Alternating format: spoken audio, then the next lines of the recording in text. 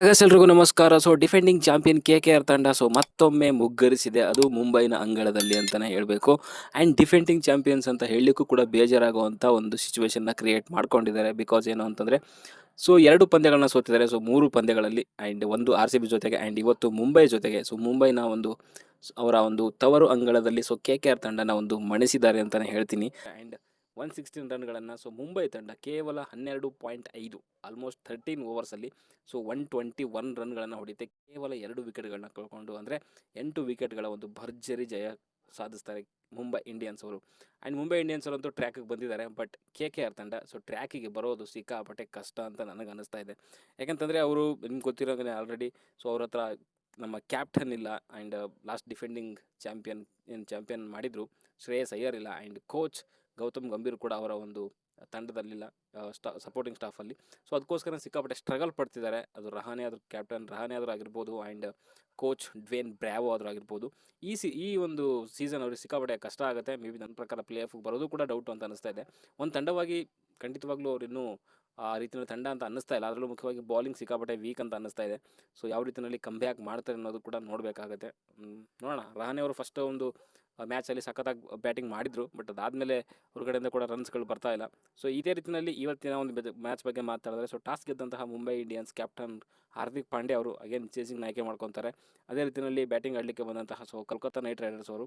And first ಓವರಲ್ಲಿನೇ Naren ಅವರು ಅವರ ಬೌಲಿಂಗಲ್ಲಿ bold ಆಗಿ ಹೋಗ್ತಾರೆ. ಆ್ಯಂಡ್ ಡಿಕಾಕ್ ಕೂಡ ಅಷ್ಟೇ ಜಾಸ್ತಿ ಹೊತ್ತಿರಲ್ಲ. ದೀಪಕ್ ಚಹರ್ ಅವರ ಬೌಲಿಂಗಲ್ಲಿ ಅಶ್ವಿನಿ ಕುಮಾರ್ ಅವರಿಗೆ ಕ್ಯಾಚ್ ಕೊಟ್ಟು ಔಟ್ ಆಗ್ತಾರೆ. ಆ್ಯಂಡ್ ನೆಕ್ಸ್ಟ್ ಬಂದಂತಹ ಅಜಿಂಕ್ಯ ರಹಾನೆ ಆ್ಯಂಡ್ ಅಂಗಕ್ರಿಶ್ ರಘುವಂಶಿ ಅವರು. ರಘುವಂಶಿ ಕೆಲವೊಂದು ಶಾಟ್ಗಳು ಸಖತ್ತಾಗಿ ಕ್ರಿಕೆಟಿಂಗ್ ಶಾಟ್ಗಳು ಸಖತ್ತಾಗಿ ಮಾಡ್ತಾರೆ. ಬಟ್ ಜಾಸ್ತಿ ಹೊತ್ತು ನಿಲ್ಲಲ್ಲ. ಅಜಿಂಕ್ಯ ರಹಾನೆ ಕೂಡ ಔಟ್ ಆಗ್ತಾರೆ. ಅಶ್ವಿನ್ ಕುಮಾರ್ ಅವರ ಬೌಲಿಂಗಲ್ಲಿ ತಿಲಕ್ ವರ್ಮ ಅವರಿಗೆ ಕ್ಯಾಚ್ ಕೊಟ್ಟು ಔಟ್ ಆಗ್ತಾರೆ. ಆ್ಯಂಡ್ ತಿಲಕ್ ವರ್ಮ ಅದು ಕ್ಯಾಚ್ ಸಖತ್ತಾಗಿತ್ತು. ಅದು ಎಲ್ಲಿ ಮಿಸ್ ಆಯಿತು ಅಂತ ಅಂದ್ಕೊಂಡೆ, ಬಟ್ ಚೆನ್ನಾಗಿ ಹಿಡಿದ್ರು ಅದನ್ನ. ಅಲ್ಲಿ ರಹಾನೆ ಔಟ್ ಆಗ್ತಾರೆ. ಆ್ಯಂಡ್ ರಘುವಂಶಿ ಅವರು ಡಿಸೆಂಟಾಗಿ ಬ್ಯಾಟಿಂಗ್ ಮಾಡ್ತಾರೆ.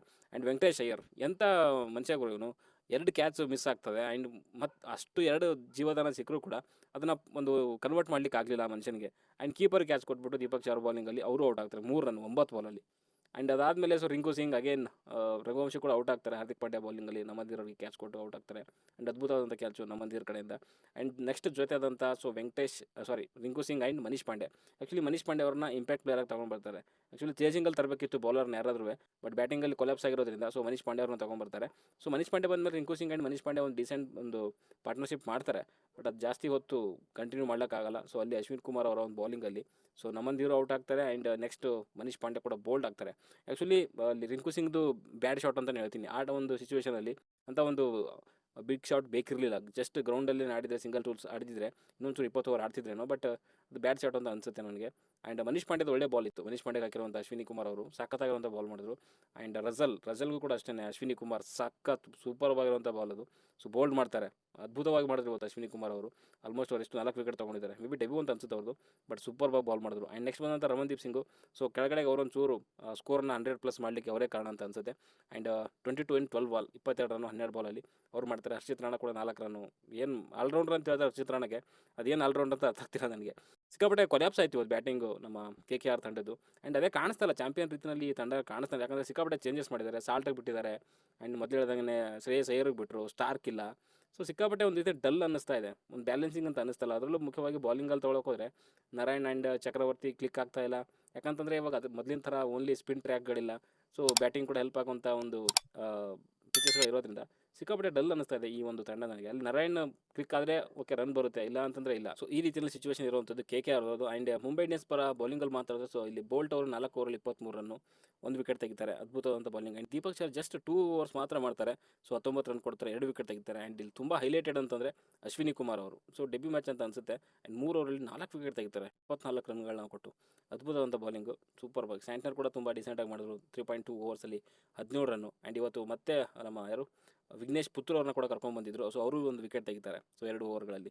ಆ್ಯಂಡ್ ಈ ಸ್ಮಾಲ್ ಟೋಟಲ್ನ ಶುರು ಮಾಡಿದಂತಹ Mumbai Indians Rohit Sharma and Rickelton ಒಳ್ಳೆ ಸ್ಟಾರ್ಟೇ ಕೊಡ್ತಾರೆ. ಯಾಕಂದರೆ 46 in 5.2 ಓವರ್ಸ್ ಆಲ್ಮೋಸ್ಟ್ 9.5 ರನ್ ರೇಟಲ್ಲಿ ಬಾರಿಸ್ತಾರೆ. ರೋಹಿತ್ ಶರ್ಮಾ ಕೂಡ 6 ಕೂಡ ಸಖತ್ತಾಗಿ ಬಾರಿಸ್ತಾರೆ ಅಲ್ಲಿ ರಜಲ್ಗೆ. ಅದಾದಮೇಲೆ ಹರ್ಷಿತ್ ರಾಣಾಗೆ. ಸೊ ಅದಾದಮೇಲೆ ಅವರು ಕೂಡ ಅಷ್ಟೇ ಹರ್ಷಿತ್ ರಾಣಾಗೆ ಕ್ಯಾಚ್ ಕೊಡ್ತಾರೆ. ರಸಲ್ ಅವರ ಒಂದು ಬೌಲಿಂಗಲ್ಲಿ ಬಿಗ್ ಶಾಟ್ ಹೊಡೆಯೋಕೆ ಹೋಗಿ ಔಟ್ ಆಗ್ತಾರೆ. ಜಸ್ಟ್ 13 ರನ್ನು ಇನ್ನು 12 ಬಾಲಲ್ಲಿ. ಸೊ ಡೀಸೆಂಟ್ ಬ್ಯಾಟಿಂಗ್ ಅಂತಲೇ ಹೇಳ್ತೀನಿ. ಡೀಸೆಂಟ್ ಅನ್ನೋದಕ್ಕಿಂತ ಸ್ವಲ್ಪ ಕಳಪೆ ಅಂತಲೇ ಹೇಳ್ಬೇಕು. ಯಾಕಂದರೆ ರೋಹಿತ್ ಶರ್ಮಾ IPL ಅಲ್ಲಿ ನಾನು ಅದ್ಭುತವಾದಂಥ ಇನ್ನಿಂಗ್ಸ್ ಆಡಿರುವಂಥದ್ದು ನಂಗೆ ನೆನಪಿಲ್ಲ. ಮೇ ಬಿ ಸಾರಿ ಬೆಂಗಳೂರಲ್ಲಿ ಆಡಿರುವಂಥದ್ದು. ಸೊ ಅದು ಬಿಟ್ಟರೆ ನನಗೆ ಯಾವುದೂ ಅಷ್ಟು ನೆನಪಾಗ್ತಾ ಇಲ್ಲ. ಸೊ ರೋಹಿತ್ ಶರ್ಮಾ ಸ್ವಲ್ಪ IPL ಅಂತ ಬಂದಾಗ ಸ್ವಲ್ಪ ಡಲ್ಲೇ ಇದ್ದಾರೆ. ಯಾವ ಒಂದು ಇದು ಕೂಡ ಅದ್ಭುತವಾಗಿ ಪರ್ಫಾರ್ಮೆನ್ಸ್ ಮಾಡಿದ್ದಾರೆ ಅಂತ ಹೇಳುವಂಥದ್ದು ತುಂಬ ಅಂದರೆ ತುಂಬ ಕಮ್ಮಿ.